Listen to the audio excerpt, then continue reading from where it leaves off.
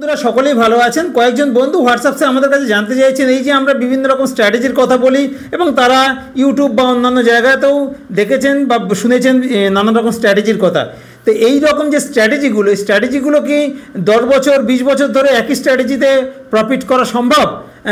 আমরা বলবো না, কখনোই একই স্ট্র্যাটেজি 5 বছর 10 বছর 20 বছর একই স্ট্র্যাটেজিতে পয়সা রোজগার করা সম্ভব না। কিন্তু এখানেই তো প্রশ্ন, আরে আপনি স্ট্র্যাটেজি যদি এখন নেন সেটা কি আলমারিতে তুলে রাখবেন? আলমারিতে তুলে রাখার জন্য তো স্ট্র্যাটেজি নেননি, স্ট্র্যাটেজি নিয়েছেন পয়সা রোজগার করার জন্য। এখন পয়সা রোজগার করবেন বলে এখন স্ট্র্যাটেজি নিয়েছেন। তো স্ট্র্যাটেজি এখন নিয়েছেন বা স্ট্র্যাটেজি তৈরি করেছেন আপনি, সেটা দিয়ে এখন পয়সা রোজগার করে নিন। সাফিসিয়েন্ট পয়সা রোজগার করার পর দেখা গেল 2 বছর বাদে বা 5 বছর বাদে সেই স্ট্র্যাটেজিতে কাজ করছেন, নতুন স্ট্র্যাটেজি নেবেন। স্ট্র্যাটেজি তখন আবার নতুন তৈরি হয়ে যাবে, নতুনভাবে বা আপনি তৈরি করতে পারবেন। আমরাও যেমন লেগে আছি, আমরাও স্ট্র্যাটেজিতে কিন্তু লেগে আছি।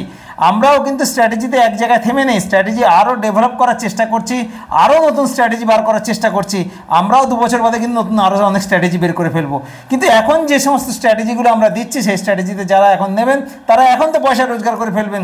2 বছর বাদে যদি দরকার পড়ে, মার্কেট পরিবর্তন হয়ে যায়, 2 বছর বাদে নতুন যে স্ট্র্যাটেজি আসবে সেই স্ট্র্যাটেজি অ্যাপ্লাই করবো। অসুবিধা কী আছে? কোনো অসুবিধা নেই। ট্রেডিং শিখুন, ট্রেডিং করুন, সুস্থ থাকুন, ভালো থাকুন। ধন্যবাদ।